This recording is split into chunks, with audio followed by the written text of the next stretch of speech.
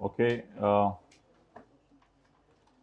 किन हजरात का फर्स्ट डे है? ज़रा हाथ खड़ा कर दें। हाइब्रिड में, फिज़िकल में फर्स्ट डे है। हाइब्रिड में हाथ खड़ा करें। इन्होंने लेक्चर अटेंड कर लिए हैं जो यूट्यूब पे पढ़े हुए थे? ये संडे को सोते रहे हैं? कम से कम आपको लेक्चर तो अटेंड करने चाहिए थे जो यूट्यूब पे पढ़े हुए हैं पहले 6 दिन के। चलिए अब आज और कल थोड़ा सा गुजारा चलाने की कोशिश करें और मीनवाइल 2-3 लेक्चर अटेंड करें। कल से शायद नया चैप्टर शुरू हो जाए, कल क्लास के एंड से या परसों की क्लास के सुबह से। तो फ़िलहाल जो समझ आ रहा है वो ज़रा समझें। कोई ऐसा 70-80% लेक्चर आपको समझ आ जाएगा इंशाल्लाह। अब आप लोग अगर इस नीयत से बैठेंगे पढ़ाई वो 25-20% जा रहा है बाकी लेक्चर में, फिर कुछ भी समझ नहीं आएगा। समझें, 100% समझ आना है तो बाकी 70-80 आ जाएगा। ओके,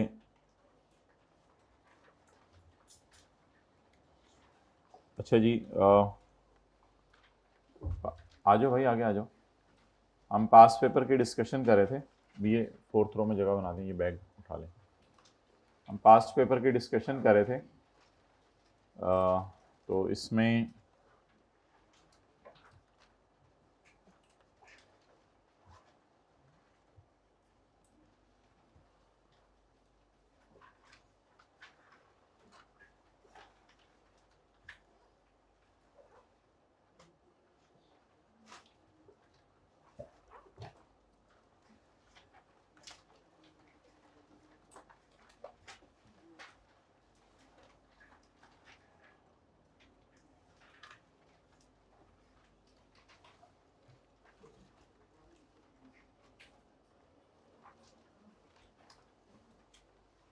इसी रो में जगह बन जाएगी। हाँ, इस रो में जगह बन जाएगी जिसमें आप पहले आई थी।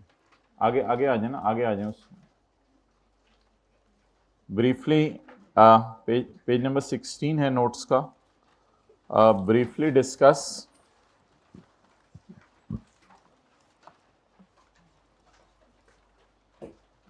the residential status of the following persons under income tax ordinance 2001 for the tax year 2009। Tax year 2009 के लिए रेजिडेंशियल स्टेटस जो है वो आपने बताना है इन लोगों का।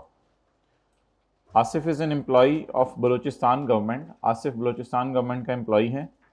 Who has been sent to UK for an official assignment on 1 December 2007 for 2 years. 1 दिसंबर 2007 को 2 साल के लिए उसे जो है वो बाहर के मुल्क भेज दिया।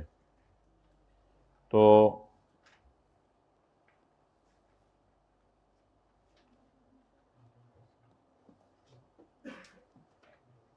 मोहतरम, जो हमारा साल शुरू होगा वो 1 जुलाई 2008 को शुरू होगा और ख़त्म होगा 30 जून 2009 को।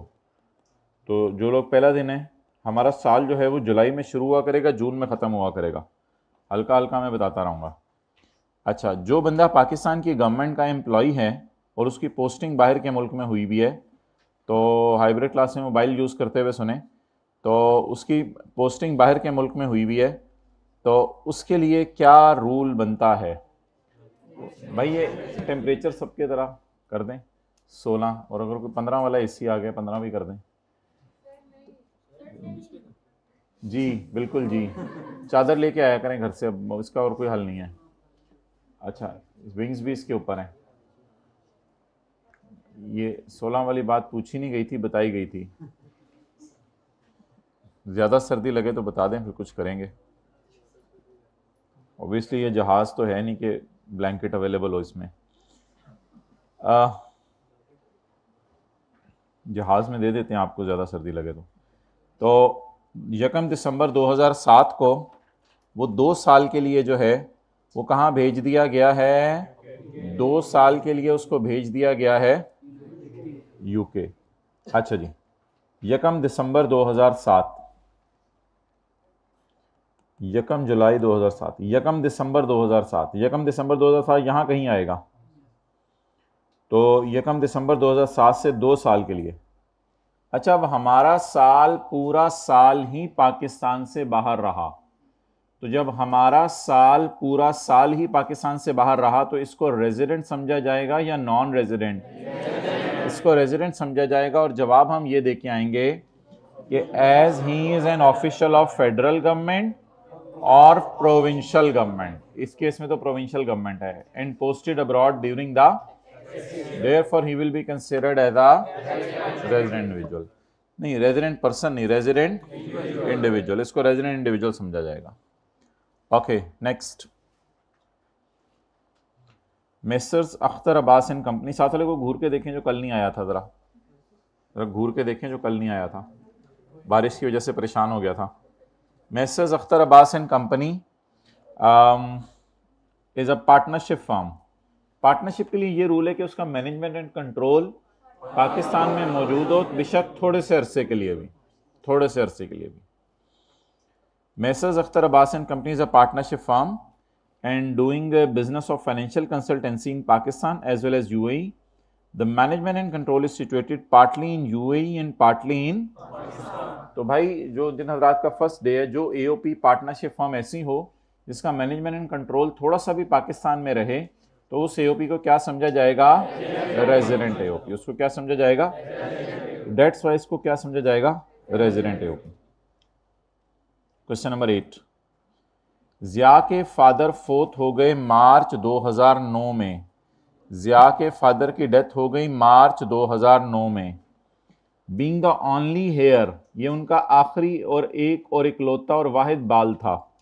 बीइंग, ये उनका आखिरी वारिस था, अकेला वारिस था। He received all his father business and assets, उसने फादर के सारे बिजनेस और एसेट्स, हाइब्रिड में पता चल रहा है कौन कौन बोल रहा है, अभी खड़े किया जाएगा तो फिर जरा क्लियर हो जाएगा उनको किधर से नजर आ रहा है। इन अगस्त 2009, अगस्त 2009 में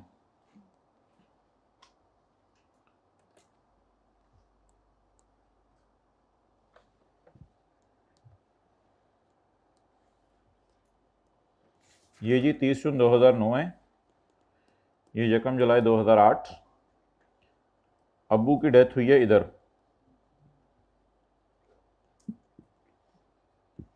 अब्बू की डेथ हुई है इधर।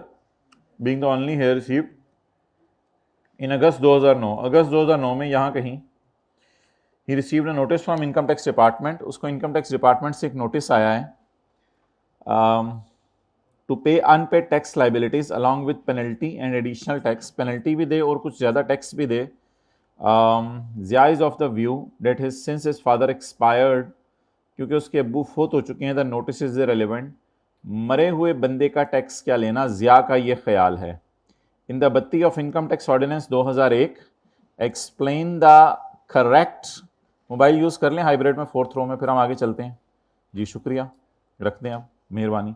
इन the light of income tax ordinance 2001 explain the correct legal position of Zia with regard to his father's income tax liabilities and the related income tax। मोहतरम, उसने 2 सवाल पूछे हैं। पहला सवाल उसने ये पूछा है, discuss the correct legal position of Zia with regard to his father tax liabilities and related income tax proceedings. तो मोहतरम इसके जवाब के लिए हम तशरीफ लाएंगे चैप्टर 4 में, जो आपके साथ वाले के नेक हाथों के अंदर है। चैप्टर 4 के अंदर आते हुए जल्दी जल्दी जल्दी डिसीज्ड इंडिविजुअल का सेक्शन ढूंढे। अल्लाह अकबर। 87 का 1, legal representative of deceased individual shell be liable, ये लायबिलिटी बतानी है। तो उसकी इनकम टैक्स लाइबिलिटीज के बारे में 87 का 1 लिख के आएंगे। ओके गाय, साथ वाले की तरफ ऐसे मुंह करके पूछें ओके गाय, ऐसे आंखें ऊपर की तरफ उठा के पूछें ओके गाय। अच्छा, इंग्लिश पे लग गया है। And the related income tax, और उसके खिलाफ जो कोर्ट केस चल रहे हैं, and the related income tax proceedings. अच्छा, इनकम टैक्स प्रोसीडिंग्स का कहां जिक्र है? ये ओके, गुड गाइस, सारे गुड गाइस, ये बहुत ज़बरदस्त आप करते हैं। ये जो संडे आता है तो पिछले 6 दिन का जो आप इकट्ठा बैठ के रिवाइज करते हैं ना संडे को, दैट्स रियली ग्रेट। जो सैटरडे को पढ़ाया जाता है वो सैटरडे को ही पढ़ लेते हैं और संडे को पूरे 6 दिन का रिवाइज करते हैं, एंड नेक्स्ट संडे आप पूरे 12 दिन का रिवाइज करेंगे। That's really awesome. तो तैयारी तो ऐसे होनी चाहिए कि संडे को हम इतनी तैयारी करें कि अगर मंडे को भी आई कैप अनाउंस कर दे, भाई आज पेपर दे दो आके जल्दी से, तो हमारा पेपर तैयार हो। हर वक्त इस तरह की तैयारी होनी चाहिए। और आप पढ़ रहे हैं या नहीं पढ़े, इसकी बहुत बड़ी इंडिकेशन ये है कि घर वाले अभी से कहने लगे हैं, बेटा अभी से तुमने इतना पढ़ना शुरू कर दिया है। अगर ये फिक्रा आप लोगों को अभी तक सुनने को नहीं मिला तो इसका मतलब है आप पढ़ नहीं रहे। तो इसके जवाब में हम लिख के आएंगे 87 का 3। तो अभी इंशाल्लाह क्लास के एंड पे मुझे याद कराइएगा, ये जो सारे मैंने क्वेश्चन दिए थे तो मैं आपके रजिस्टर पे चेक भी करूंगा आप लोगों ने लिख के सॉल्व किए या नहीं किए। ओके, आपका मुंह क्यों बन गया? मैं और बना देता हूं। क्वेश्चन नंबर 10 का ए था। मिस्टर हैदर नहीं होता था वो हैदर खाला रशीदा का बेटा is a legal representative of his deceased uncle. अपने मरे हुए अंकल का लीगल रिप्रेजेंटेटिव है सिंस जनवरी 5, 2010। आपको पता है मौत का फरिश्ता 30 जून को तो नहीं आता, उससे पहले भी आ सकता है, लेकिन मौत का फरिश्ता किस टैक्स ईयर में आया है? 2010 में। हमारे लिए भी कभी आएगा। एंड मैनेजेस हिज जायदाद वर्थ ₹10 मिलियन। शायद एक दिन तक पहले हमें पता ना हो किसने आना है, कल आ रहे हैं हमें लेके जाने के लिए। And manages his estate worth ₹10 million approximately. On August 10, 2010 अब्बू के चले जाने के बाद, अंकल के चले जाने के बाद, he receive 2 notice from the income tax department. Death किस साल हुई है?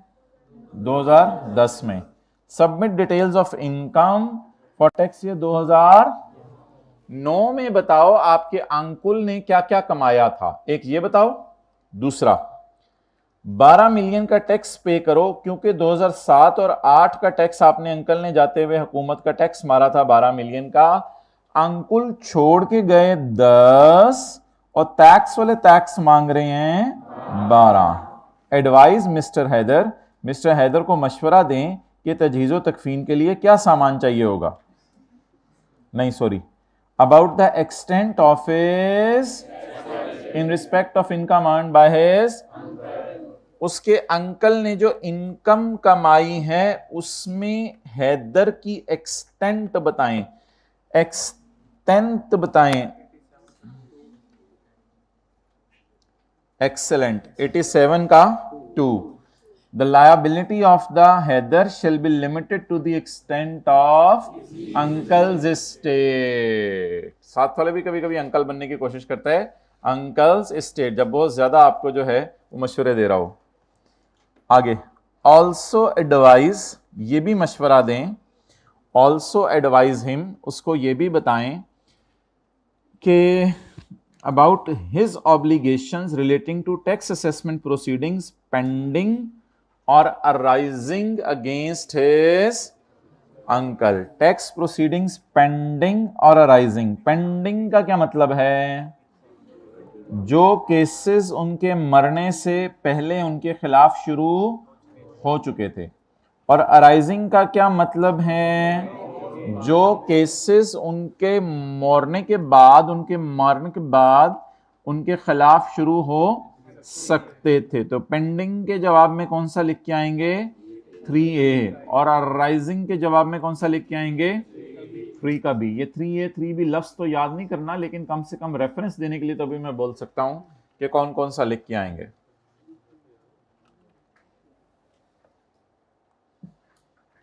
ओके 87 के 3 का A, 87 के 3 का A ये पेंडिंग है, और अराइजिंग 87 के 3 का B।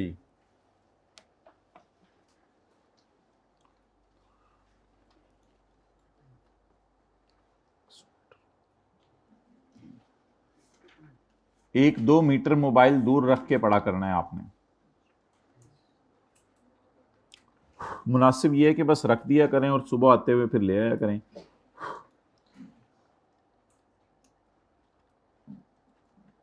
वाईफाई की तो ऑप्शन ही किसी तरह डिसेबल कर दें ताकि कोई डी ट्रैक होने का डर ही ना हो। आगे जी क्वेश्चन नंबर 15। बस ये थोड़ा सा ज़माना है, आपको पता है। इससे घर वाले कहते थे मैट्रिक कर लो आगे मज़े हैं, फिर कहते थे एफएससी कर लो आगे एक दफ़ा अच्छे नंबर आ जाए तो मज़े हैं। तो अब मैं भी आपको एक स्टेटमेंट दे रहा हूँ, बस ये 6 साल मोबाइल छोड़ दें, आगे तो मज़े हैं फिर। आगे तो बस आपको जॉब्स ही जॉब्स मिल रही होंगी, 1 घंटे जाना पड़ेगा, 10 लाख तनख्वाह मिल जाएगी 1 घंटे की, और जो है वो बीवी भी फर्मा बरदार होगी, बच्चे भी फर्मा बरदार होंगे, सारी दुनिया वाले आपको जो है वो फूलों पे उठाए होंगे, तो आगे तो मज़े ही मज़े हैं, तो बिल्कुल टेंशन लेने की ज़रूरत नहीं। बस ये 6 साल किसी तरह गुजार लें मोबाइल के बगैर, आगे मज़े ही मज़े हैं। आगे चलें, क्वेश्चन नंबर 15। तो मतलब ये है सारी बातों का कि प्लस माइनस के लिए अपने आप को मेंटली प्रिपेयर रखें, प्लस माइनस की वजह से परेशान ना हुआ करें, सारी बात का ये मकसद था। तो ये कभी ना समझिएगा life is a bed of roses. State the provisions of income tax ordinance 2001, income tax ordinance 2001 की प्रोविजंस बताएं for determining the residential status of an AOP. AOP का रेजिडेंशियल स्टेटस मालूम करने के लिए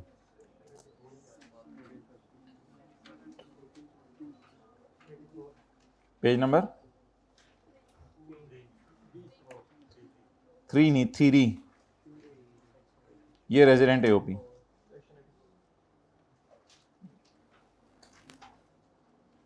ये सेक्शन 84, इंस्पायर्ड पाकिस्तान लिमिटेड, और बातें नहीं करनी please. Inspired Pakistan limited wants to change its accounting year from 30 June to 31 December. पहले का ईयर था 30 जून, आप क्या करना चाह रहे दिसंबर। As the income year of its Abbu company in USA ends on, क्योंकि इसकी जो अब्बू कंपनी है उसका ईयर एंड भी कब हो रहा है 31 दिसंबर को। Now the question is advise IPL को मशवरा दें अबाउट द रिक्वायरमेंट ऑफ खालाजी का ordinance regarding the change of tax year from, एक बंदा टैक्स ईयर चेंज करवाना चाह रहा है या group of persons tax year change करवाना चाह रहे हैं? एक बंदा। Inspired Pakistan limited is a company, ये एक कंपनी है, कोई 4-5 कंपनीज इकट्ठी जाके टैक्स ईयर चेंज नहीं करवाना चाह रही, इट इज एक कंपनी। तो ये एक कंपनी अपना टैक्स ईयर चेंज करवाना चाह रही है, तो इसके बारे में वो पूछ रहा है क्या किया जाए। सवाल है 3 नंबर का, advise about the requirements regarding change in from normal to special. तो सबसे पहले रिक्वायरमेंट में अप्लाई, आपने क्या करना है अप्लाई। दूसरी रिक्वायरमेंट इन, तीसरी रिक्वायरमेंट किसको, to allow him to use 12 month pay other than normal tax year, and the commissioner may allow him, the order will be passed by the commissioner if the condition mentioned below is, और 0.5 भी जिक्र करके आना है। तो 74 का 3 और 5, कितने लोगों ने घर में यही लिखा था, हाथ खड़ा करके बताएं। ओके शुक्रिया।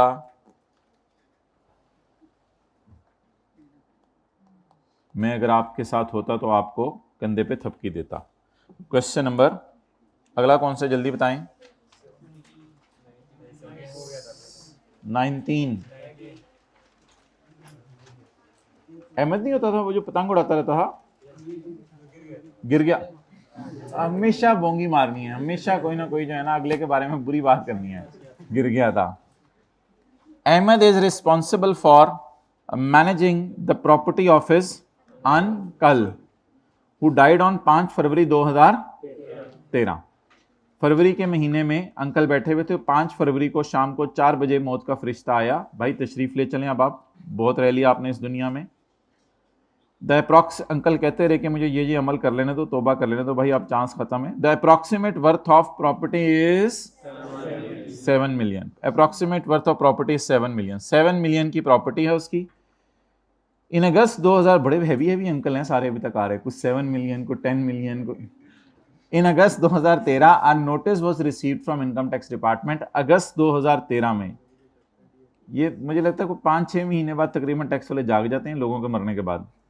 तो अ notice was received from income tax department in the name of his uncle requiring details of his income for 2012 along with a tax in respect of previous year amounting to 8.5।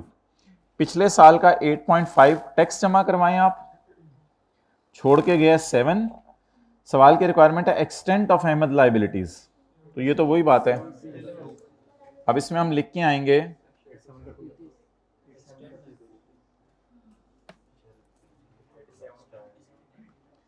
87 का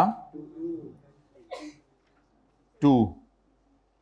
The liability of legal representative shall be limited to the extent of, therefore the property left by uncle is rupees 7 million and the tax demand is 8.5 million.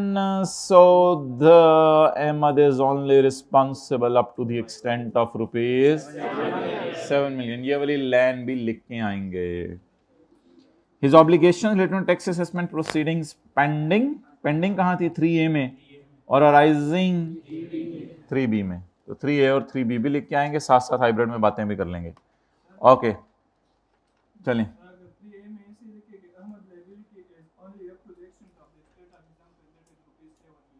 हाँ ठीक है, गुजारा चलेगा. Question number 21. The income tax department the income tax department initiating a proceeding against Mubeen. Mubeen के खिलाफ एक case चल रहा था और उसको एक डिमांड नोटिस भेजा. डिमांड नोट होता है यानी पैसे मांगना, डिमांड पैसे मांगना. उसे डिमांड नोट भेजा रिक्वायरिंग हिम टू पे द आउटस्टैंडिंग होता है कोई पुरानी अमाउंट को देने वाली इसकी रहती थी. Outstanding amount of his tax liability for tax 2015 along with a default surcharge. Default surcharge अक्सर वो लेट पेमेंट के ऊपर मांगा जाता है कि आपने डिफॉल्ट कर दिया पेमेंट में तो ज़्यादा पैसे दें. However, before settlement of tax liability, tax देने से पहले मुबीन इस दुनिया से चला गया. Under the provisions of Income Tax Ordinance 2001, describe whether tax authorities would able to recover the amount of tax after Mubeen death. क्या वो मुबीन के मरने के बाद भी मुबीन से टैक्स ले सकते हैं? उसके मरने के बाद. And what would be the extent of such recovery? अब ये दो सवाल हैं. क्या मरने के बाद उससे टैक्स लिया जा सकता है, और दूसरा सवाल यह है कि what would be the extent of such recovery. Yes से तो काम नहीं चलेगा, आपको जवाब दे के आना पड़ेगा. The legal representative shall be liable for any tax that Mubeen would have become liable if he had not died in car accident and any tax payable in respect of income of deceased estate. तो 87 का 1 लिख के आना पड़ेगा. Would be able to recover 87 का 1 और extent में 87 का 2 लिख के आना पड़ेगा. मोबाइल जिन हजरात ने इस तरह रखे हुए हैं कि उनको नजर आए तो ये जरा उल्टे करके रख दें. मोबाइल हाइब्रिड में फिजिकल उल्टे करके रख दें ताकि कोई नोटिफिकेशन आए तो आपको नजर ना आए, क्योंकि बहुत सारे नोटिफिकेशन मैं आपको इधर से भेज रहा हूं, पहले उनको जरा रिसीव कर लें. Comment on the status. उसके स्टेटस पे कमेंट करना है. वो तो आप माशाल्लाह आदी हैं स्टेटस पे कमेंट करने के. कमेंट ऑन द स्टेटस पे कमेंट करना है of the proceedings initiated against, जो मुबीन के खिलाफ प्रोसीडिंग इनिशिएट हो चुकी हैं उनके स्टेटस पे कमेंट करना है. ये कौन सी वाली हैं? टेकन वाली होंगी या which could have been taken वाली होंगी? क्यों, सवाल में क्या लिखा हुआ है? इनिशिएटेड या टू बी इनिशिएटेड? इनिशिएटेड वाली कौन सी होंगी? टेकन या टू बी टेकन? तो तीरी का 187 के तीरी का ए. नेक्स्ट. हा क्या नाम रखा अम्मी अब्बू ने? दानेश्वर. मिस्टर दानेश्वर, अ रिनाउंड ऑथर. आप लोगों को भी पता होगा उसका, रिनाउंड ऑथर है ना. कंप्लीटेड हिज बुक ऑन बंदों की हरकतें इन 2.5 years. इंसानी रवैयों के ऊपर उसने बात छेड़ दी.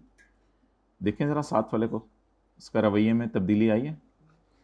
इंसानी रवैयों पे उसने बात छेड़ दी और ये बात ऐसी छिड़ी कि 2.5 साल तक काबू नहीं आ सकी. वो लिखता ही रहा इसके ऊपर, पता नहीं कहां से होके गुजरा था, जिंदगी ने क्या क्या दिखाया था उसको कि 2.5 साल तक वो इंसानी रवैयों पे लिखता रहा.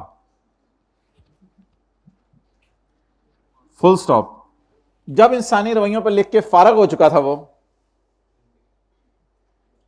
तो he received a lump sum of 9 lakh रुपए से मिले इस किताब से in May 2016 on account of royalty. Royalty तो यानी किताब का किराया, किताब बेच के जो पैसे है वो उसको मिले.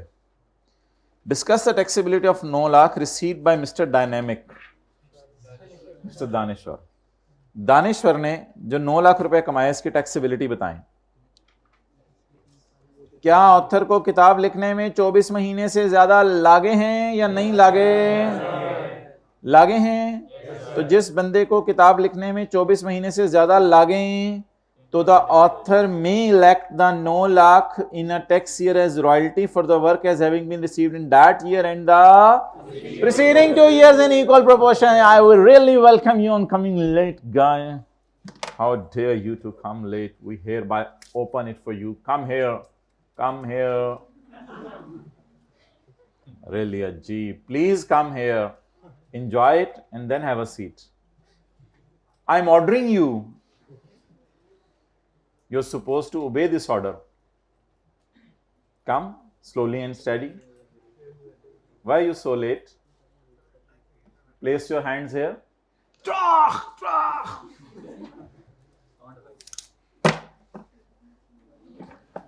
ओके अच्छा, लेकिन इसमें यह बात आपके जहन में घर जाके आ सकती है कि क्यों नहीं मारा था मैंने इनको, सॉरी, ये बात आपके जहन में घर में जाके आ सकती है कि 9 लाख को 3 पे डिवाइड करेंगे तो 3 लाख आएगा।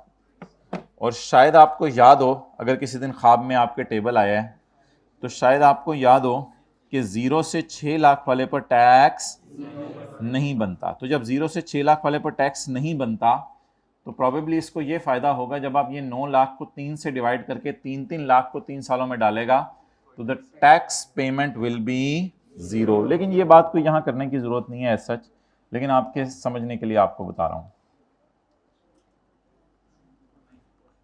Under the provisions of Income Tax Ordinance 2001, state the situations where the expenditure is required to be apportioned for the purpose of claiming a, जहां आपने एक्सपेंडिचर को अपोर्शन करना है,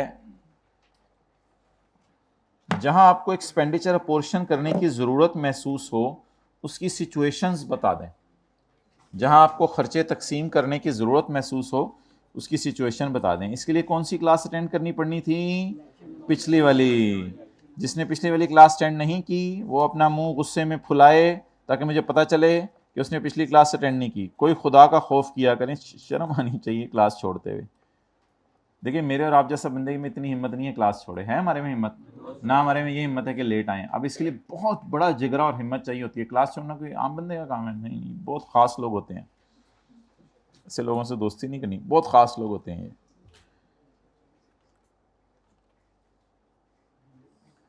ये। सिचुएशन नंबर 1 क्या है जब खर्चे पोर्शन करने हैं? हाइब्रिड में लास्ट रो में बातें अगर थोड़ी देर के लिए बंद कर दें तो मैं पढ़ा लूँ, आइंदा से फिर सीट्स बदलनी पड़ेंगी। अच्छा, फ्रंट रो वालों को तो कोई कसूर नहीं ना, अगली रो वालों को। अच्छा, तो 2 हेड्स ऑफ इनकम में आप इनकम कमा रहे हैं, या किसी हेड ऑफ इनकम में इनकम कमा रहे हैं और किसी और पर्पस के लिए आप उस बिजली को इस्तेमाल कर रहे हैं, या किसी हेड ऑफ इनकम में टैक्सेबल इनकम भी कमा रहे हैं और फाइनल टैक्स रिजीम की इनकम भी कमा रहे हैं। एक्सपोर्ट सेल को हमने कहा था और डिविडेंड इनकम को ये एक फाइनल टैक्स रिजीम होती होगी कोई, बस कभी देखेंगे जब ये आएगी। तो ये 3 सिचुएशंस हैं जहां आपको खर्चों को क्या करना पड़ेगा? अपोर्शन। सिचुएशंस, शन मांगी थी, शंस मांगी थी, शंस मांगी थी। आबिद नहीं था, आबिद वही स्कूल वाला हमारा दोस्त जो हमेशा आखिरी बेंच पे बैठता था। Abid is legal representative of his दादा अबू, नाना अबू। अच्छा, तो नाना अबू क्या कहते हैं अंग्रेज? Mini grandfather. उनको भी मेरे ख्याल से ग्रैंडफादर ही कहते हैं अंग्रेज, पता नहीं हो सकता है। ग्रैंड पा, पा माँ, मैं Abid legal grandfather 28 million. Check the level of grandpa.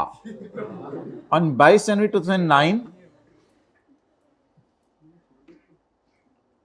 he received a notice from the income tax department. ये देखें 5-6 काफ़ी अरसे बाद टैक्स वाले जागे हैं, तकरीबन कुछ 1.5 साल बाद टैक्स वाले जागे हैं। Arising A notice from income tax department requiring him to make a payment of 0.8 million against his grandfather's income for 2007. ये तो बहुत थोड़े पैसे मांगे हैं, ग्रैंडपा का बड़ा लेवल था, 0.8 मिलियन उसका टैक्स जमा करवाओ। नोटिस ऑल्सो रिक्वायर कि 2008 में उसने क्या कमाया ये बताओ, 2007 का टैक्स जमा कराओ और 8 में क्या क्या गुल खिलाए हैं दादा अबू ने ये बताओ, यानी क्या क्या कमाया है ये बताओ। दो बातें पूछी हैं। Required, advise nothing. अच्छा आप अपना लेवल देख रहे हैं, आपसे एडवाइस मांगी जा रही है।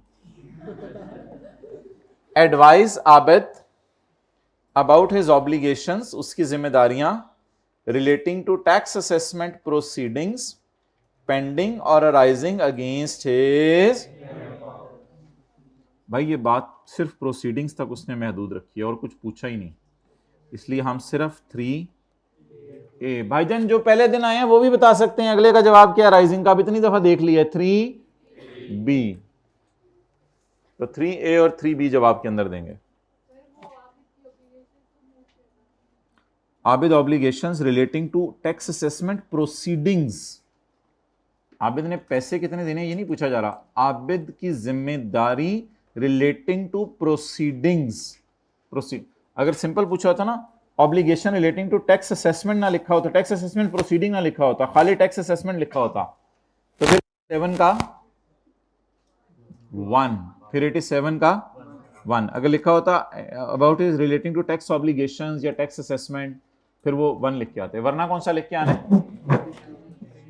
ओके, अगला सवाल कौन सा था। अच्छा अब आप हजरात कल वाला निकाल लें जो हम यूज कर रहे थे,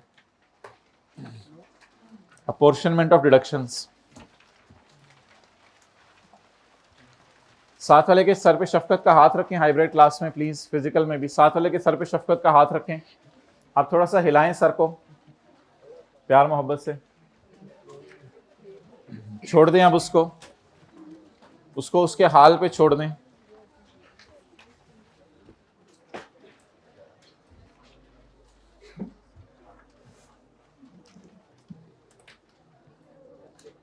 अच्छा जी नेक्स्ट,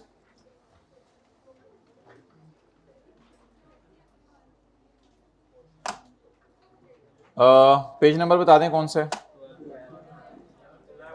11।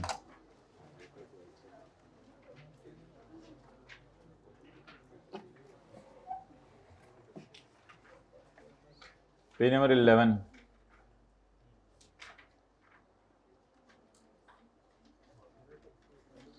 बबलू 12। अच्छा कई दफा किसी चीज की तफसील अगर टैक्स वालों ने देनी हो तो वो उस चीज की तफसील देने के लिए रूल्स बना देते हैं। क्या बना देते हैं? रूल्स। एनी एक्सपेंडिचर, अच्छा जो हजरात कल नहीं आए थे जरा देखें, जरा ना देखें, सारा ही देख लें। ऐसी कोई मुश्किल बात नहीं है। जिन हजरात का फर्स्ट डे है दुनिया क्लास में, देखें हमने कहा था कि एक बंदा है उसकी 2 दुकानें हैं, बिल्कुल सादा सी बात है, बड़ा अटेंटिवली अब जिनका फर्स्ट डे है वो सुनिएगा। एक साहब है उनकी 2 दुकानें हैं, एक पाकिस्तान में एक कनाडा में। पाकिस्तान की दुकान से सेल है 3 लाख, कनाडा की दुकान से सेल है 7 लाख। पाकिस्तान की दुकान पे रशीद को तनख्वाह दी 10,000 और कनाडा की दुकान के अंदर जो है सिम्पसन को तनख्वाह दी 7,000।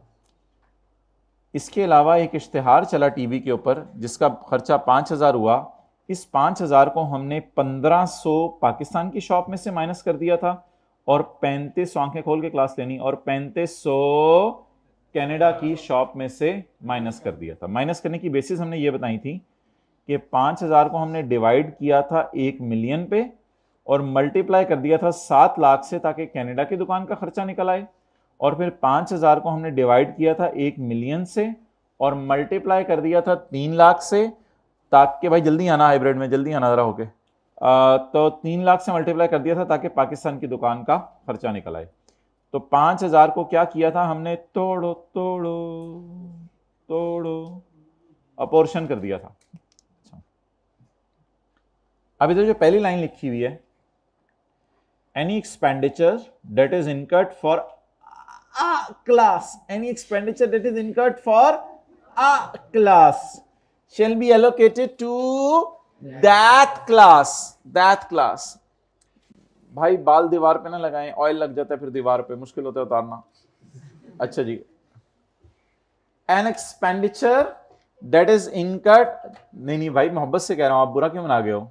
Hybrid class second row, ball point पकड़ी हुई है हाथ में, हम मोहब्बत से बात की है, बुरा ना बनाया करो यार, ऐसी बात हो क्लास के बाद आके बता दिया करो, मुझे बुरा लगा था।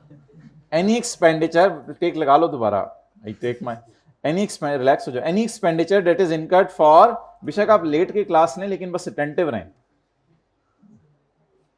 बेशक ये चौंकड़ी मार के बैठ जाए करें, मेरी तरफ से कोई पाबंदी नहीं है, लेकिन बस अटेंटिव रहें। एनी एक्सपेंडिचर, हम तो हर 10 मिनट मोबाइल देखें तो अटेंटिव होते हैं। Any expenditure that is incurred for a particular class shall be allocated to, वो कौन सा एक्सपेंडिचर है जिसके बारे में मैं वाजे तौर पे कह सकता हूं कि this is incurred for a particular class? 10,000 is incurred for particularly Pakistan sale and 7,000 is incurred particularly for, so if it is so then it means कि सैलरीज के साथ हम लिख सकते हैं कि ये वाजे तौर पे क्लास ऑफ इनकम के लिए हुआ है, या कोई डाउट है इसमें? अच्छा, अबू बड़े भाई के लिए बड़ी वाली जर्सी लेके आए, छोटे भाई के लिए छोटी वाली जर्सी लेके आए, आप पता चल जाएगा किसके लिए कौन सी वाली है, बिल्कुल फॉर अ पर्टिकुलर पर्सन लेके आए। लेकिन अबू खरबूजा लेके आए, अब वो कौन कितना खा रहा है, कौन कितना खा रहा है पता नहीं, तो कुछ चीजें होती हैं जो स्पेसिफिकली एलोकेट की जा सकती हैं, कुछ का होता है पता नहीं चलता। Any expenditure for a class shall be allocated to that class. Expenditure that is incurred for a class shall be allocated to that class. Underline कर लें जो मैंने हाईलाइट किया। अब जरा ये अधूरी सी बात पढ़े, समझ आ रही है जी? भाई जिनका फर्स्ट डे है उनको ये बात समझ आ रही है, जरा हाथ खड़ा करके बताएं हाइब्रिड में। जिनका फर्स्ट डे है उनको ये बात समझ आ रही है, हाथ खड़ा कर दें। अच्छा नहीं समझ आ रही है, शुक्रिया। तो जो खर्चा जिस किसी हेड के लिए स्पेसिफिकली किया है वो वहां माइनस कर दें। अच्छा, अब अगला मसला ये है कि एडवर्टाइजमेंट का खर्चा है, तो टीवी तो दोनों जगहों पे देखा गया है, तो एडवर्टाइजमेंट का खर्चा फिर कहीं एक जगह माइनस करें या दोनों में तोड़ा दोनों में तोड़ा। एनी कॉमन एक्सपेंडिचर, एनी, तो एडवर्टाइजमेंट के साथ लिखें कॉमन एक्सपेंडिचर। आंखें खोल के क्लास लेनी, ये सबसे बड़ा हदफ है आपका। एनी कॉमन एक्सपेंडिचर, एनी, नींद पूरी करके आया करें, 6 घंटे सोया करें, 6 घंटे तो सो के आया करें। 8 घंटे? Oh man, not at all. कितने घंटे होते हैं दिन में? 24। 6 निकाल दें सोने में, ठीक है। और इधर देखें सारे, और 2 घंटे निकाल दें खाने में, पीने में, नमाजों में, और 3 घंटे चलें कर लें, और बताएं। 3 घंटे निकाल दें खाने में, पीने में, नमाजों में, नहाने में, धोने में, कपड़े धोने में, ये 3 घंटे निकल गए। अच्छा जी, कितने रह गए? 15। अच्छा, क्लासेस लेते हैं आप कॉलेज में, तो चलो दो घंटे में जो है वो लगा लेता हूँ एक क्लास के, हालांकि 2 घंटे कुछ क्लासों के होते नहीं, 2 घंटे लगा लेते हैं क्योंकि टेस्ट भी चलो बीच में आ जाता है। 6 घंटे उसके हो गए, ठीक है। और आने जाने का आधा घंटा कर लें। अब आप दूर अगर रहते हैं तो ये आपका कसूर है, इसमें मेरा कोई कसूर नहीं है। ये 2 घंटे वाले तो ये करीब शिफ्ट हो जाएं, ये एक घंटा, ये इधर से भी आपने बहुत क्वेश्चन निकाला है, लेकिन अगर ये बस पे जाते हैं ऑब्वियसली तो फिर तो उधर भी पढ़ने का मौका है, तो इसलिए इसको आधा घंटा कर देते हैं। अच्छा, क्या हो गया, कितने बच गए? 8.5 आवर्स। अच्छा जी, आधा घंटा आप बिल्कुल क्रिकेट खेलें, एक्सरसाइज करें, वर्जिश करें, जो भी करें, आधा घंटा। अच्छा, बड़ा सांस फूल जाता है भाई, तो सही तरह करके मैं आपको बताता हूँ, मेरे पास क्लास का जाना है, एक्सरसाइजेज हैं, बंदे अच्छा वाला सांस फूल जाता है, पसीना आ जाता है बंदे को आधे घंटे में। कहाँ की बातें कर रहे तू? वार्म अप 10-12 मिनट वाला भी होता है, 8 घंटे। तो इसमें 2 घंटे एक सब्जेक्ट को, 2 घंटे एक सब्जेक्ट को, 2 घंटे एक सब्जेक्ट को, और 2 घंटे वो जो पिछले पूरे हफ्ते में पढ़ा है उसको बंदा रिवाइज करता रहता है। इतना टाइम है आप लोगों के पास, इतना टाइम है, आई एम रियली अमेज्ड। 8 घंटे, very lucky people you are.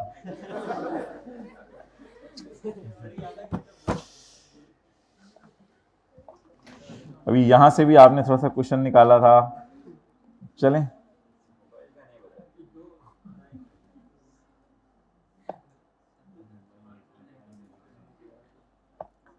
Sunday को तो बहुत खुला टाइम होता है, संडे को तो ये वाले 15 घंटे अवेलेबल होते हैं पूरे। संडे को तो 15 घंटे बंदा पढ़ पढ़ पढ़ पढ़, तो वाह, 5 घंटे बंदा 3 सब्जेक्ट्स के ऊपर लगाए, पिछला सारा रिवाइज करके फारग हो जाए।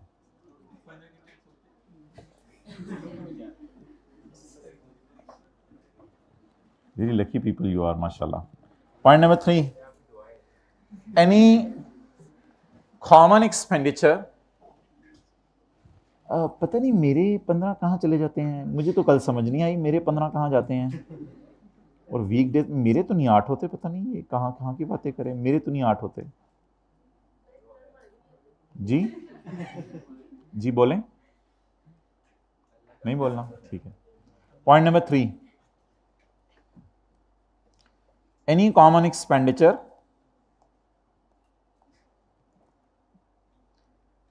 Any common expenditure, any common deduction. बहुत ज़्यादा टाइम दे दिया आपको, ये 3 घंटे खाने पीने नमाजों के लिए, ये बहुत ज़्यादा टाइम है। Any common expenditure, any common expenditure, advertisement किसी खास हेड के लिए है या दोनों पर तकसीम किया जा सकता है? Any common expenditure, any common deduction. Allowances भी कभी पढ़ेंगे, बस फिलहाल जैसे साथ वाले को बर्दाश्त करें वैसे अलाउंस के लफ्ज़ को बर्दाश्त कर लें। Any common expenditure, any common deduction, any common allowance which relates to business, चाहे वो बिजनेस का हो, इंक्लूडिंग प्रिजम्पटिव। प्रिजम्पटिव होते फाइनल, फाइनल टैक्स रिजीम ये होती है, जैसे आप एक्सपोर्ट सेल कर दें तो उसके लिए टेबल 1 और 2 वाले रेट नहीं है। एक्सपोर्ट सेल के लिए हुकूमत पाकिस्तान ने थोड़े कम रेट रखे हुए हैं, वो रेट हमारे सिलेबस में नहीं है, वरना मैं रेट बोल भी देता, तो इसलिए उन रेट्स को कंसिडर करने की जरूरत नहीं है।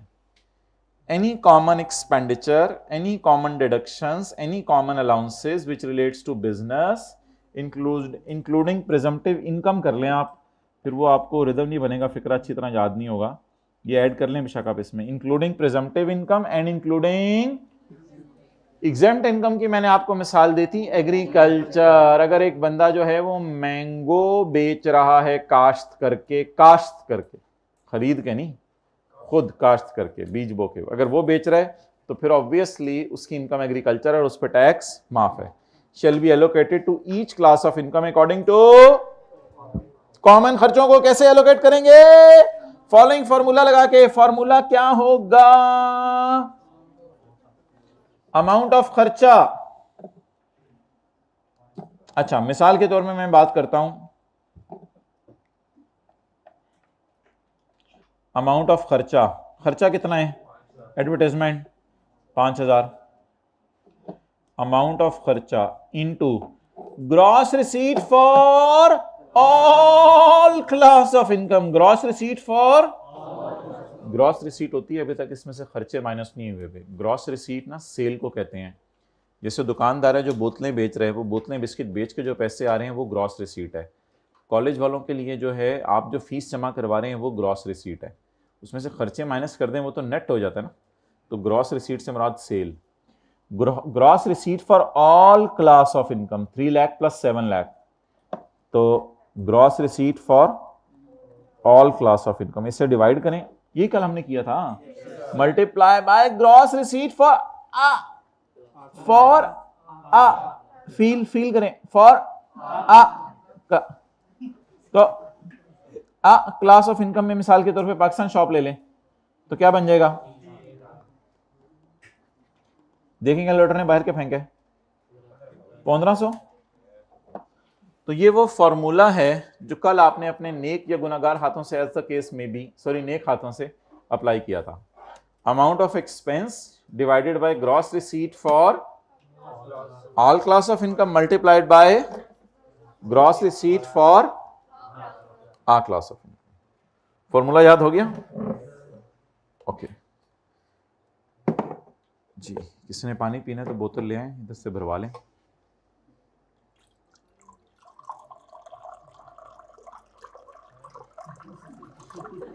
क्या कह रहे हैं?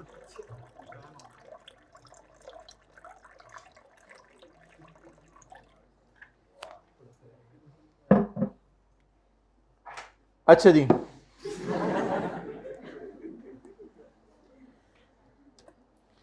ग्रॉस रिसीट का मतलब देखें। ग्रॉस रिसीट का थोड़ा थोड़ा हाइब्रिड में मोबाइल यूज करते हुए साथ साथ जरा ग्रॉस रिसीट का मतलब देखें। ग्राहक असल में जब आप लोग ऐसे मुतवज्जे हो जाते हैं ना, बिल्कुल ऐसे, तो लगता है बहुत ज्यादा मुतवज्जे हो गए आप। मोबाइल तो आपका नजर नहीं आ रहा होता, वो तो आप एक्सपर्ट हैं छुपाने में, लेकिन आप लोग अक्सर में आंखें नीचे करें फिर शायद बच जाएं। आप पूरा सारी नीचे कर लेते हैं, तो आप इस तरह ट्राई कीजिएगा अंदर, फिर शायद बचत हो सकती है।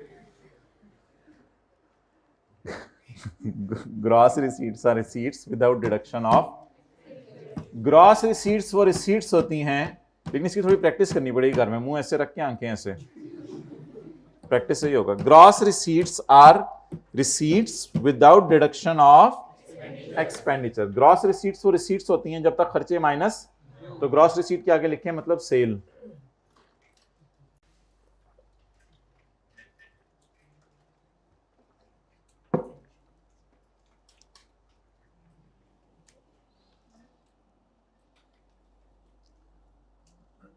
Common expenditure, common deduction, common allowances means common common खर्चे, जैसे एडवर्टाइजमेंट था, it is an expenditure that is not clearly allocable to any, is it clearly allocable to any class of income? Is 5,000 is clearly allocable to any class of income? It is not clearly allocable, so we will allocate it on the basis of gross receipt, that is sale. Allocable, not clearly allocable, but these salaries are clearly allocable, but this 5,000 is not clearly allocable. अच्छा, where a person is earning net commission, ये मैं बाद में करता हूं। In this rule, इस rule में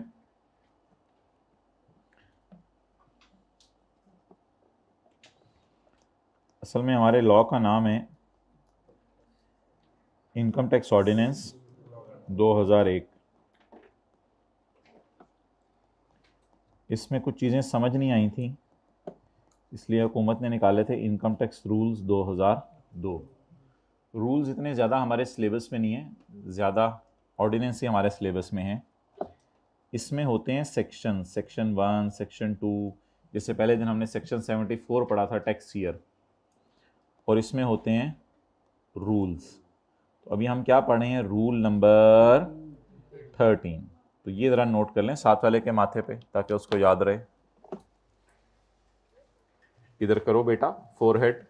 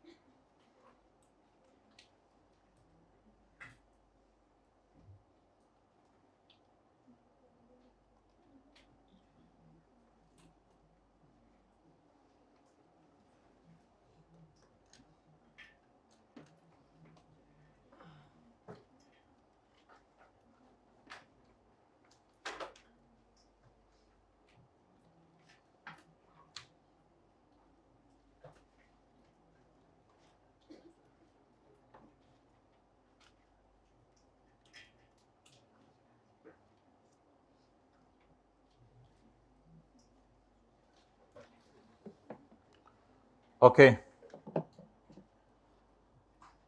जी, hybrid में देख लें मोबाइल, पहली रो में देख लें, 1 मिनट और देख लें। ठीक है, शुक्रिया। चलें जी, आगे चलते हैं। आप लोगों से घंटा डेढ़ इधर नहीं गुजरता मोबाइल के बगैर, तो मैं कैसे यकीन कर लूँ कि घर में यार 15 मिनट मोबाइल के बगैर गुजर रहे हों?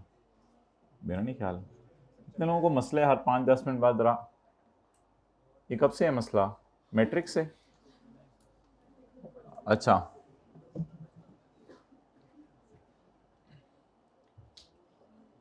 Class of income.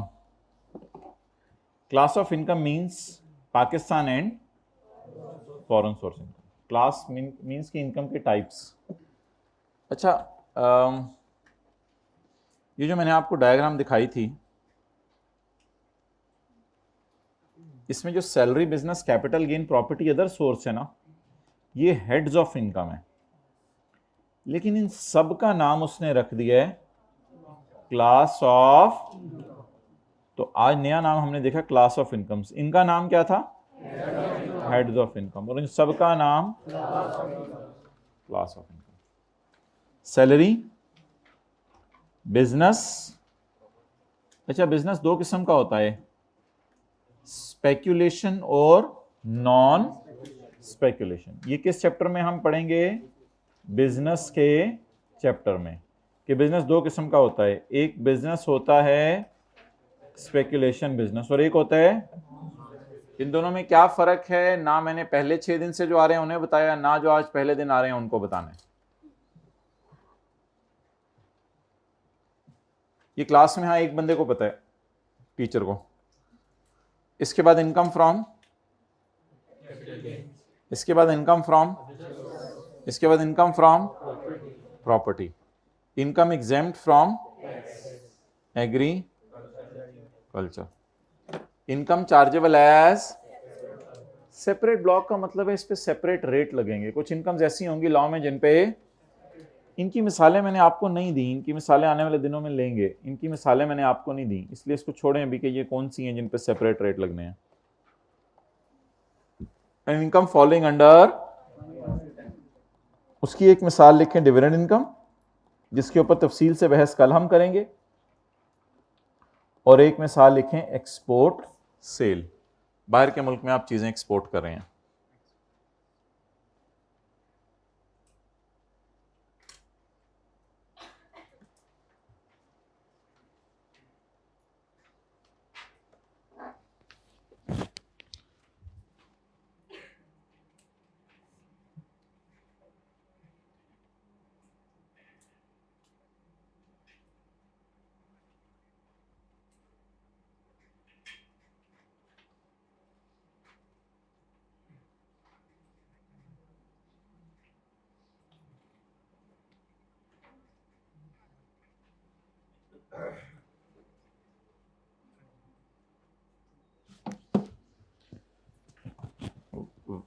While allocating expenses, the nature and source of each class must be considered.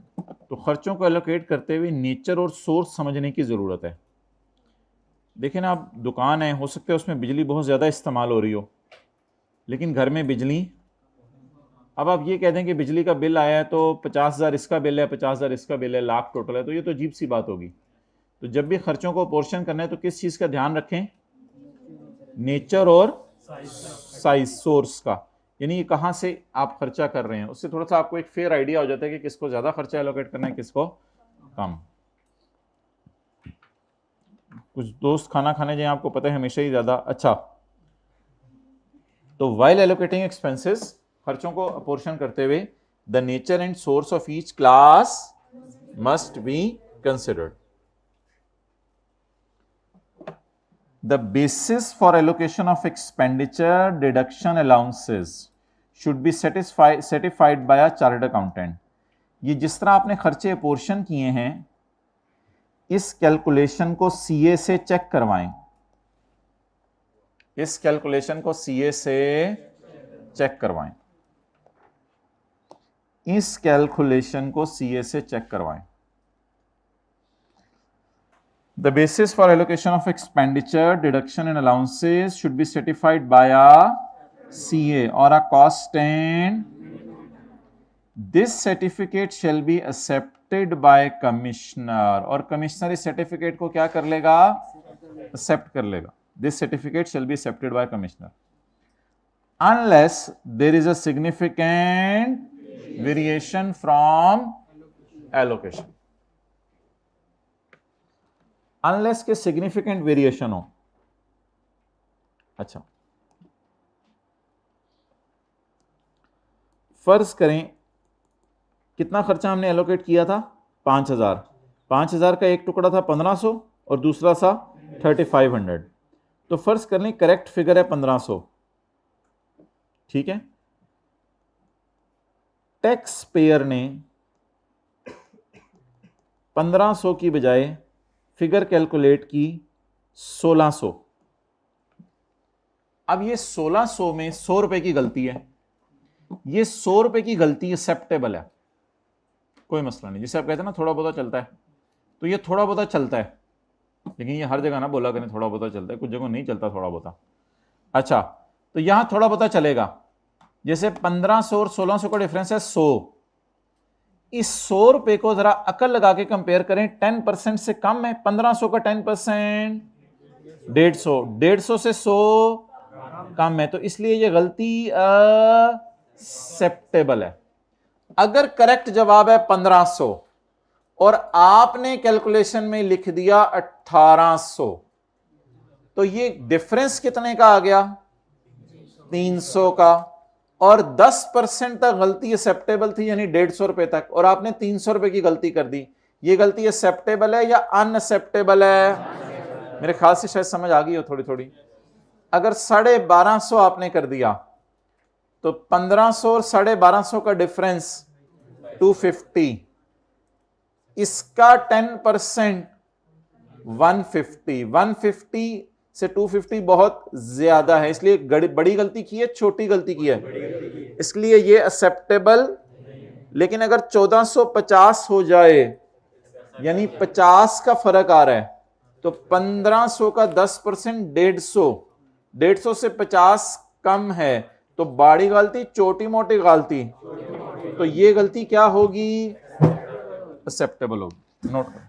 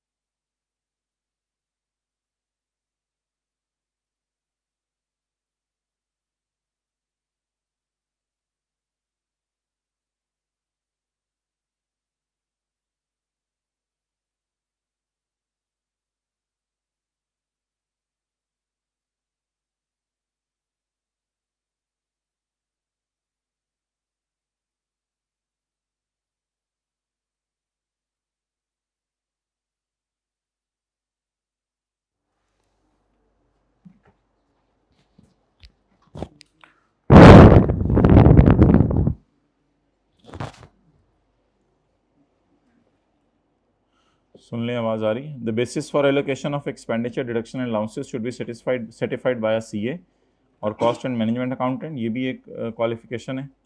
This certificate shall be certified by commissioner, और कमिश्नर इस सर्टिफिकेट को मान लेगा अनलेस देयर इज अ बड़ी वेरिएशन। बड़ी वेरिएशन क्या होती है, 10% प्लस या 10% minus beyond the limits from allocation. Allocation की जो फिगर है उससे अगर 10% प्लस चले जाएं ज़्यादा या 10% माइनस चले जाएं, फिर उस गलती को बड़ी गलती समझा जाएगा। अच्छा जी, इसको एक दफ़ा नज़र मार लें। कोई भी खर्चा जो किसी एक हेड के लिए किया गया उसको वहाँ से माइनस कर दिया जाएगा। जैसे हमारे सवाल में सैलरीज थी, किसी कॉमन खर्चे को, कॉमन डिडक्शन को, कॉमन अलाउंस को, चाहे वो बिजनेस हो including final income and including exempt income, इसका क्या मतलब है, चाहे वो बिजनेस हो, चाहे वो फाइनल हो, चाहे वो एग्जेम्प्ट हो। मिसाल के तौर पर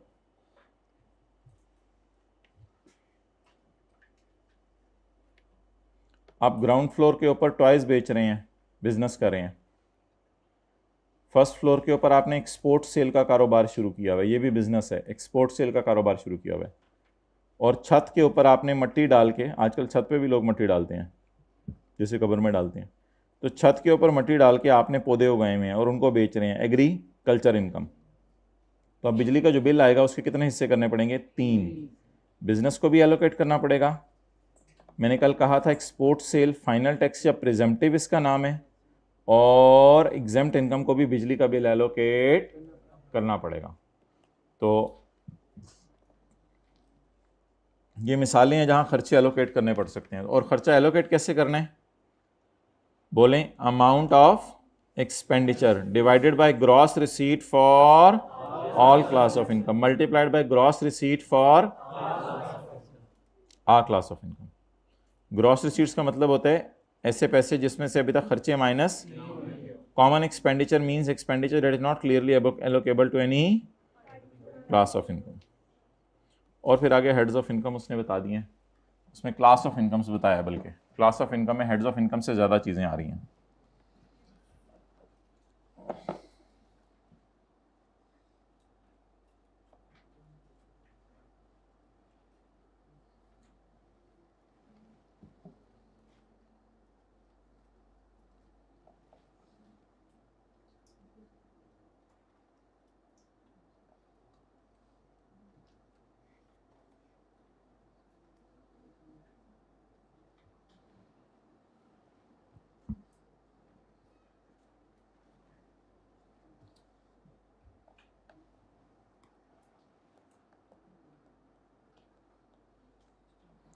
अच्छा, एक बंदा एजेंट है। एजेंट का काम क्या होता है, खुद चीज़ें खरीद के बेचना या किसी की चीज़ें बेचना। एजेंट का काम क्या होता है, खुद अपनी चीज़ें खरीद के बेचना या किसी की चीज़ें खरीद के बेचना। मिसाल के तौर पे एक एजेंट है, उसने बताया कि मैंने सेल की है 50 मिलियन की, इसमें मेरा 2% कमीशन है। तो बताइए जी 2% कमीशन कितना बना, 1 मिलियन। अब सवाल ये है कि ये जो सेल है ग्रॉस रिसीट एजेंट के लिए, शुड इट बी टेकन 50 और should it be taken 1? Agent के लिए what should be the gross receipt? वैसे तो एजेंट को 50 आए, लेकिन एजेंट को 49 तो आगे देना पड़ा होगा, और अपने लिए इसने कितना रखा होगा, सिर्फ 1 million. Now the question is what is the gross receipt for agent? It is called as net commission and it is, बोले, ग्रॉस, नहीं ग्रॉस, हाँ ग्रॉस रिसीट या ग्रॉस प्रॉफिट कर दो। इसका नाम उसने नेट कमीशन भी रखा है, ग्रॉस प्रॉफिट भी रखा है। अजीब सा नाम, उसने ग्रॉस प्रॉफिट रखना नहीं चाहिए था। बहरहाल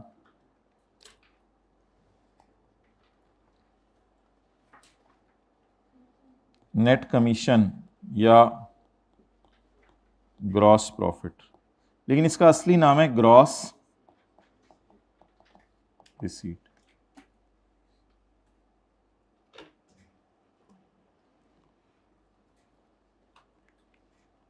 फॉर एजेंट, वैसे तो शायद उसको 50 आया है, लेकिन एजेंट के लिए ग्रॉस रिसीट क्या है?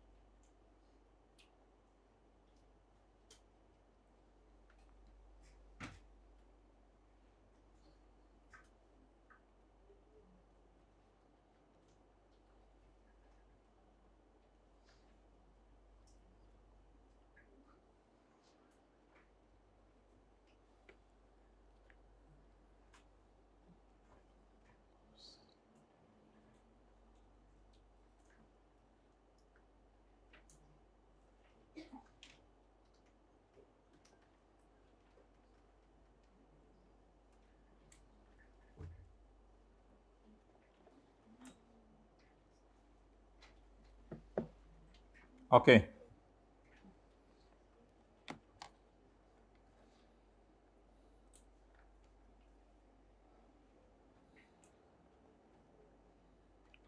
Cell 50 million, 2% commission 1 million. ये नेट कमीशन है या ग्रॉस प्रॉफिट है या ग्रॉस रिसीट फॉर एजेंट है?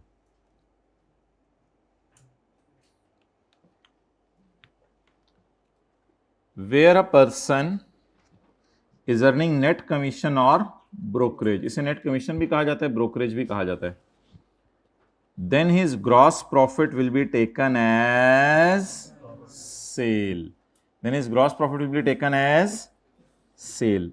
ये टर्नओवर ना, टर्नओवर इसको कहते हैं सेल को, लेकिन असल में अब इसके लिए सेल वो नहीं है। His gross profit will be taken as sale, his sale will not be taken as sale, his gross profit will be taken as sale. I repeat, his sale will not be considered as sale, rather his gross profit will be taken as sale. Assume किया जाएगा, हालांकि cell तो इसकी 50 है, his gross profit will be taken as sale. gross profit कितना? 1 million.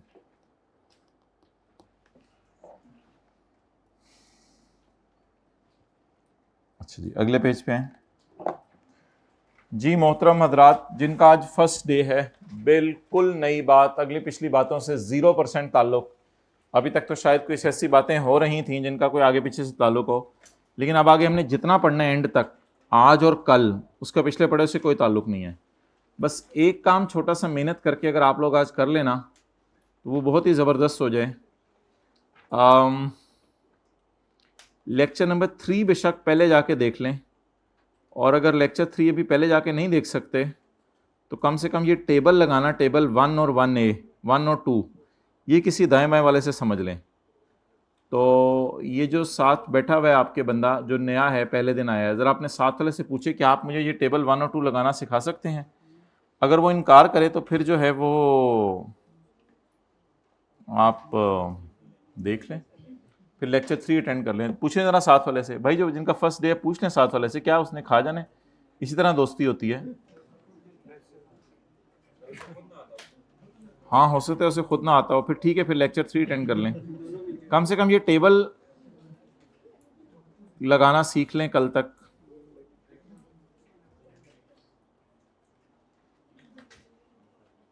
बल्कि ज़रूरी सीख लें। हो सकता है लेक्चर 3 में शुरू में कोई 5-10 मिनट और बातें भी हों, लेकिन आगे टेबल ही टेबल है जी।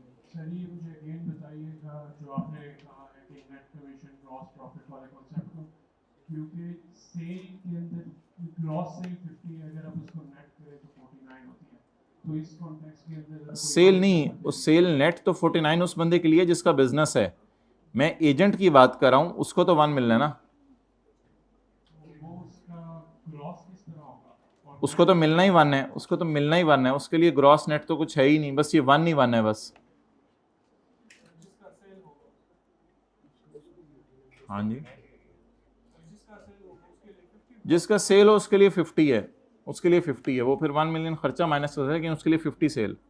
Okay, fair market value. अच्छा जी, डिफरेंट चीज़ों की फेयर मार्केट वैल्यू हमें मार्केट में देखनी पड़ती है। कभी कोई आप प्रॉपर्टी ख़रीदने जाते हैं तो उसकी भी फेयर मार्केट वैल्यू होती है। फेयर मार्केट वैल्यू होती है जो मार्केट में उसकी कीमत लग रही है आजकल। कई दफ़ा ऐसा होता है कि आप कोई चीज़ रेंट पे लेने जाते हैं, मिसाल के तौर पे आप रूम रेंट पे लेने जाते हैं, उसकी भी क्या होती है? Fair market value. कई दफ़ा कोई एसेट बाज़ार से ख़रीदते हैं, उसकी भी क्या होती है? कई दफ़ा आप सर्विस लेते हैं, जैसे डॉक्टर की सर्विस लें तो डॉक्टरों की फ़ीस अलग अलग होती है, उसकी भी एक फेयर वैल्यू होती है। कई दफ़ा कोई भी बेनिफिट और परक्विजिट, अगला बंदा आपको कोई भी फ़ायदा देता है, परक्विजिट और बेनिफिट एक ही मतलब है इनका, तो कोई भी बंदा आपको फ़ायदा देता है तो परक्विजिट मीन्स बेनिफिट, तो उस बेनिफिट की भी क्या होती है? फेयर वैल्यू होती है। कोई आपको लिफ्ट दे दे, उसकी फेयर वैल्यू होती है कि यार इतने में क्रीम कितने में कहाँ लेके जा सकती है। तो हर बेनिफिट की, हर एसेट की, हर सर्विस की, हर किराए की, हर प्रॉपर्टी की कोई ना कोई फेयर वैल्यू होती है। At a particular time shall be the price, ये वो प्राइस होती है which will ordinarily be fetched on sale or supply in the open market at that time. अगर आप इस चीज को ओपन मार्केट में बेचें तो ये कितने की बिकेगी, अगर इसको ओपन मार्केट में बेचें तो ये कितने की बिकेगी. So that will be the fair market value. The fair market value of any property or rent, any asset, service, benefit or perquisite at a particular time, किसी भी वक्त shall be the price, ये वो price होती है जो कि ordinarily receive की जाती है उस चीज को बाजार में बेचने पर, इन द ओपन मार्केट. किस वक्त? एट दैट टाइम, जिस वक्त आप उस चीज को बेचें. आमिर ने एक कंप्यूटर खरीदा 70,000 रुपए का और अंजुम को बेच दिया है जब उसकी WDV 40,000 थी. वैसे बाजार में इस कंप्यूटर की फेयर वैल्यू 42,000 है. आप बता दें what will be the fair value in this case? 42,000. बाकी फिगर तो अजीब सी है ना, कॉस्ट है और WDV है, तो कॉस्ट में से डेप्रिसिएशन माइनस की होगी तो WDV आई होगी ना. तो PRC तो किया हुआ है मेरे ख्याल से आप लोगों ने, तो WDV आई होगी. तो WDV को BV भी कहते हैं. तो हमें कॉस्ट और BV तो नहीं चाहिए अभी, हमें क्या चाहिए? Fair value. अच्छा, अब अगला कॉन्सेप्ट बड़ा अजीब सा है. हाइब्रिड में लास्ट रो में बातें करते हुए अगला कॉन्सेप्ट बड़ा अजीब सा है कि the fair market value shall be determined ignoring any restriction on transfer. That is really अजीब.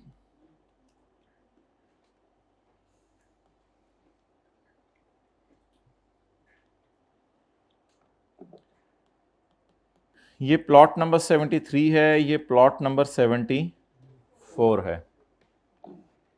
इस पर हुकूमत ने कोई रिस्ट्रिक्शन लगाई हुई है कि ये प्लॉट जो है वो बिक नहीं सकता अभी, क्योंकि हो सकता है यहाँ पर हुकूमत ने ब्रिज बनाना हो, यहाँ पे हुकूमत ने कोई टनल बनानी हो, कोई फ्लाईओवर बनाना हो, कोई अंडरपास बनाना हो. लेकिन प्लॉट 73 सेफ है, उसमें कोई मसला नहीं है. इस वजह से आप प्रॉपर्टी डीलर की दुकान पे जाते हैं तो इस प्लॉट की प्राइस आपको जो है वो मिलती है 20 मिलियन और इस प्लॉट की प्राइस आपको मिलती है 16 million. Because there is a restriction. Restriction में ये होता है कि हो सकता है गवर्नमेंट उतने पैसे ना दे जितने इसके प्लॉट के हैं जब कभी यहाँ पे ब्रिज बने. तो बाजार में ये कीमत चल रही है, फेयर मार्केट वैल्यू बाजार में प्रॉपर्टी डीलर्स के पास. लेकिन इनकम टैक्स ऑर्डिनेंस में फेयर मार्केट वैल्यू कुछ और होगी. इनकम टैक्स ऑर्डिनेंस में दोनों की फेयर वैल्यू ही 20 होगी. For determining the fair value under income tax ordinance we will ignore the restriction. We will, अब अजीब सी बात है लेकिन है तो है, अब क्या करें. नोट कर लें बस, इसमें से अब मैंने कुछ भी नहीं बताना. It's complete from my side. Now it's your turn.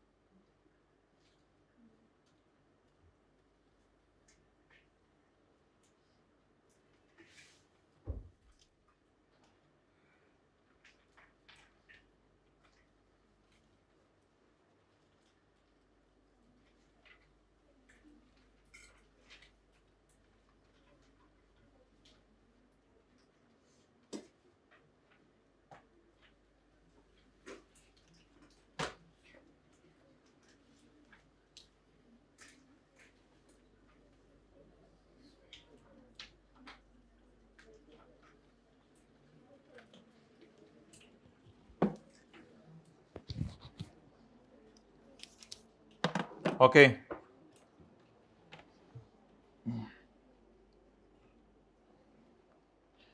आगे चले. The fair market value shall be determined ignoring any restriction on fair market value इनकी डिटरमिन की जाएगी ट्रांसफर पर रिस्ट्रिक्शन इग्नोर करके। बोले फेयर मार्केट वैल्यू डिटरमिन की जाएगी इग्नोरिंग रिस्ट्रिक्शन ऑन ट्रांसफर।